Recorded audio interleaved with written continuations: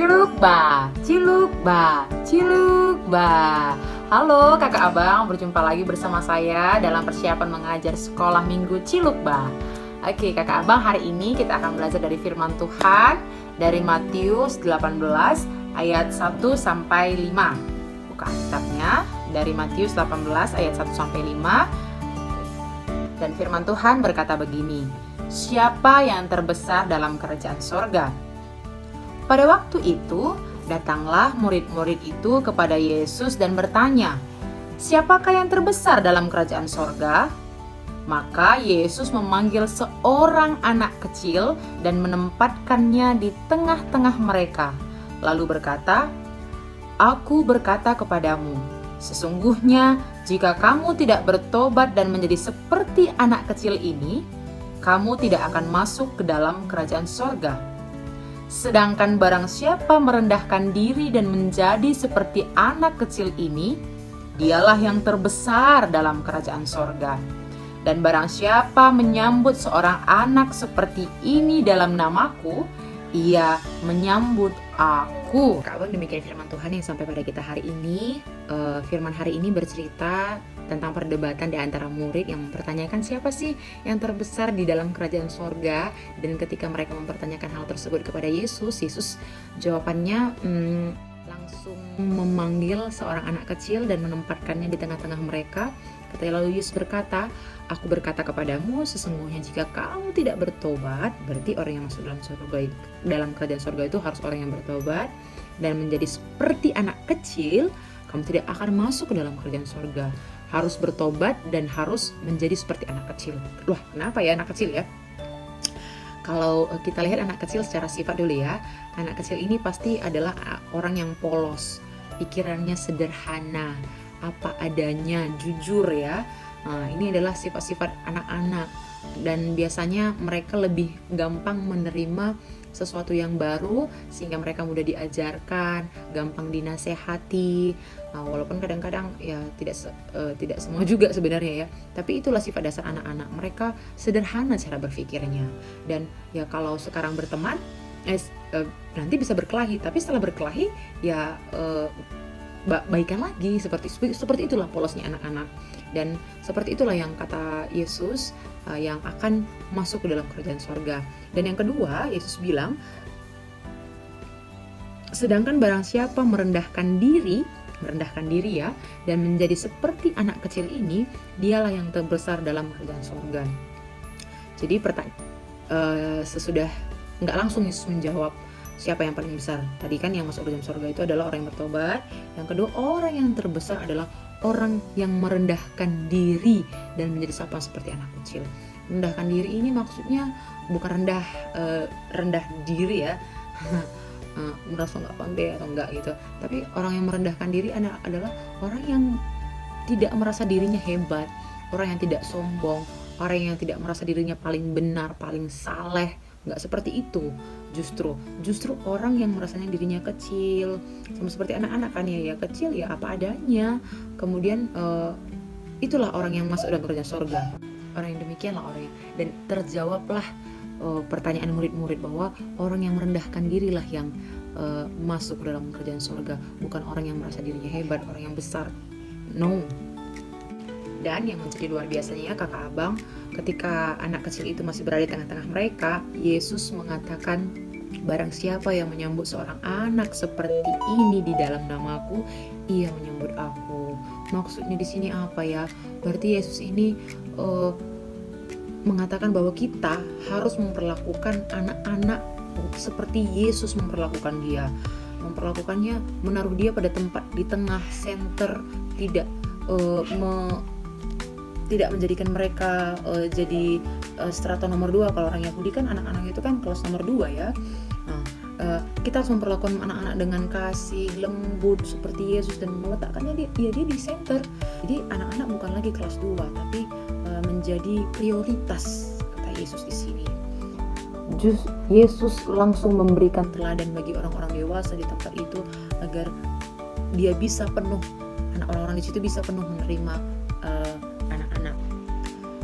Yesus menunjukkan teladan bagaimana orang dewasa harus menerima seorang anak kecil dengan penuh kehangatan. Anak-anak tidak lagi dijadikan kelas nomor 2, tapi anak-anak dijadikan prioritas di tengah-tengah komunitas orang beriman. Tapi kakak abang sama-sama kita tahu ya, masih banyak sekali orang-orang dewasa, bahkan mungkin secara tidak sadar kita memperlakukan anak-anak dengan kasar, keras, bahkan sampai menanamkan akar pahit dan trauma yang menyakitkan pada diri anak. Banyak kita lihat sekarang di sosial media, banyak kita lihat anak-anak dipukul, disiksa, bahkan mengalami pelecehan seksual dari orang yang tidak dikenal, sampai bahkan orang-orang terdekatnya sendiri pun bisa melakukan hal tersebut kepada mereka. Dan kadang-kadang kakak abang secara tidak sadar mungkin pun gereja melakukan kekerasan terhadap anak secara tidak sadar ya, kita melakukannya. Contohnya di kebaktian umum sering terjadi ya. Mungkin beberapa gereja sudah sangat aware sama anak-anak, tapi ada beberapa yang belum. Ketika anak menangis bersama orang tuanya, semua mata langsung tertuju pada anak tersebut, ya kan? Nah, dengan tatapan penuh penghakiman, kok ribut sih gitu kan, sehingga membuat orang tua si anak tersebut nggak enakan, jadi harus buru-buru keluar untuk mendiamkan anaknya, dan minggu depan nggak mau lagi bawa anak ke gereja, ataupun nggak minggu depannya nggak lagi gereja karena alasannya aduh nanti anak ribut. Anakku nanti ribut. Tapi aku percaya kakak abang di sini nggak akan seperti itu lagi ya, tidak akan memberikan tatapan penuh penghakiman kepada anak-anak yang ribut, karena kita percaya ya itulah dunia anak-anak. Mungkin ya kakak abang kita mengalami apa betul sih ada orang dewasa yang melakukan hal demikian sama anak-anak? Ada, bukan hanya di media sosial, mungkin di lingkungan kita banyak juga anak-anak mengalami kekerasan secara fisik, mental, yang ditutup-tutupi karena kita merasa hal itu masih tabu. Nah, karena besarnya bahaya yang mengintai anak-anak ini, maka diangkatlah tema kita hari ini, melindungi diri dari kekerasan.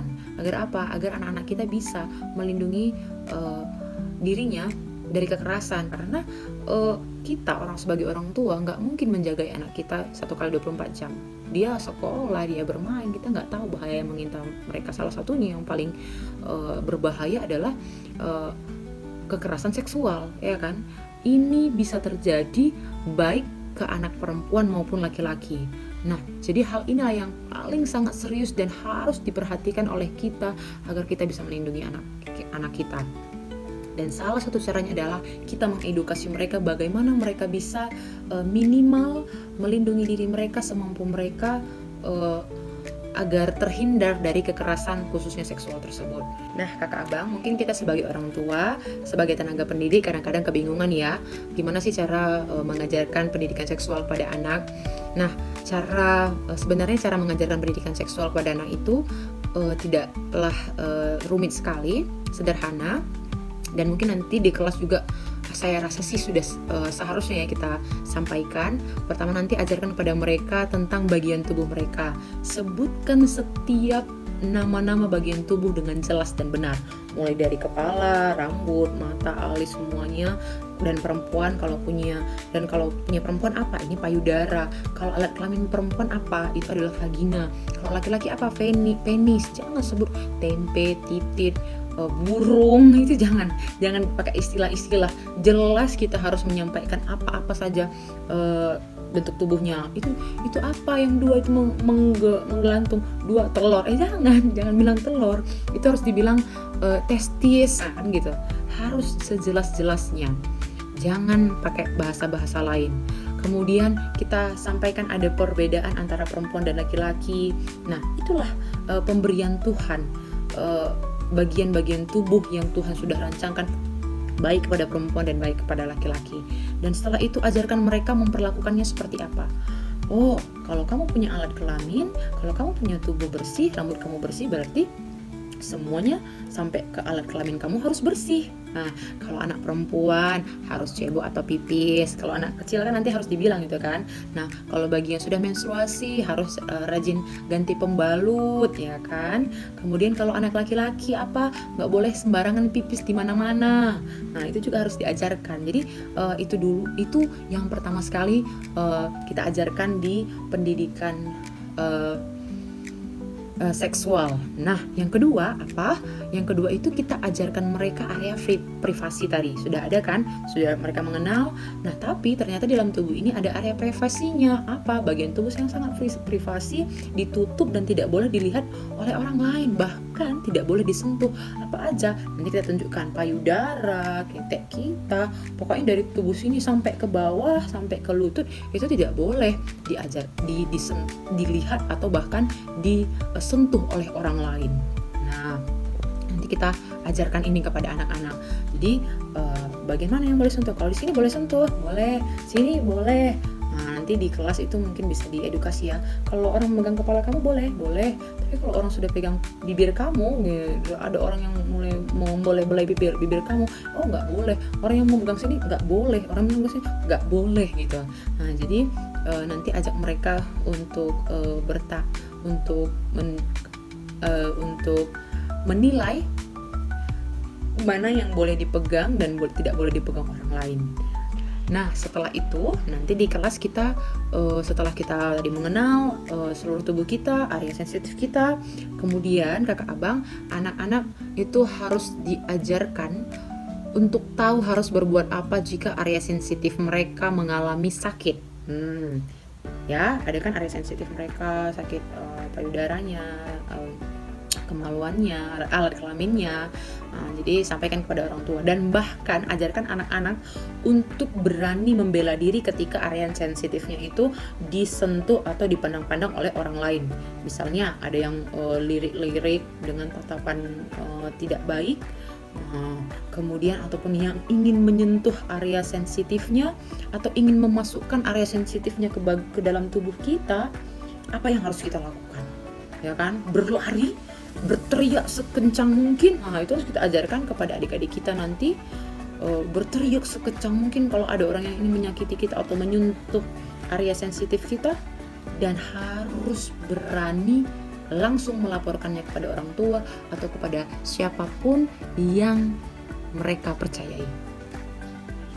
Jadi itu dia seputar pendidikan seksual kepada anak yang harus sekali kita sampaikan kepada anak-anak. Untuk apa? Untuk melindungi mereka dari hal-hal yang tidak diinginkan.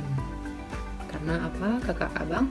Karena kita sebagai orang dewasa, sebagai orang tua, kita nggak mungkin 1x24 jam sama anak kita. Mereka akan pergi kemana, bermain, jalan-jalan, mereka sekolah. Kita tidak tahu bahaya yang sedang mengintai mereka. Jadi sangat baik tema hari ini kita mengajarkan agar mereka bisa melindungi diri mereka dari kekerasan yang sedang mengintai. Nanti saya akan bagikan kepada kita semua satu lagu karya saya yang saya contoh dari bagaimana cara orang Afrika mengajarkan anak-anak mereka agar sadar akan tubuh mereka jika mengalami kekerasan seksual dan mereka berani membela dengan satu nyanyian. Nanti boleh dilihat di abang. Saya pribadi ya merasa bahwa tema hari ini, tema minggu ini tuh sangat luar biasa sekali dan sangat penting sekali buat anak-anak agar mereka bisa melindungi diri sendiri dari apapun itu. Mungkin hal yang kita lakukan ini mungkin tidak akan menutup kemungkinan anak akan mengalami kekerasan, tapi meminimalisir hal-hal yang tidak kita ingin. Tidak diinginkan. Oleh karena itu, ayo kita semua, kakak abang, guru-guru sekolah minggu yang hebat, yang luar biasa, kita semua mempersiapkan diri dengan baik sehingga nanti anak-anak kita bisa dibekali cara melindungi diri dari kekerasan, atau kita mengajarkan kepada mereka untuk tidak menjadi pelaku kekerasan. Ya, harus juga itu nanti bilang. Jangan kita kira bahwa anak-anak semua adalah korban, tapi kadang-kadang mereka juga bisa menjadi pelaku. Kenapa mereka bisa menjadi pelaku? Ya karena mereka juga adalah korban juga pada waktu sebelumnya. Karena itu mari sama-sama kita bersiap sehingga semakin hari kasus kekerasan pada anak ini semakin berkurang. Dimulai dari mana? Dimulai dari rumah dan dimulai juga dari sekolah minggu. Selamat membagikan firman kebenaran Tuhan bagi anak-anak kita dimanapun kita berada minggu ini kakak abang. Mari kita kerjakan tugas dan panggilan dengan penuh rasa syukur dan semangat. Karena panggilan ini langsung dari Yesus. Yesus bilang apa? Siapa yang menyambut anak kecil di dalam namaku,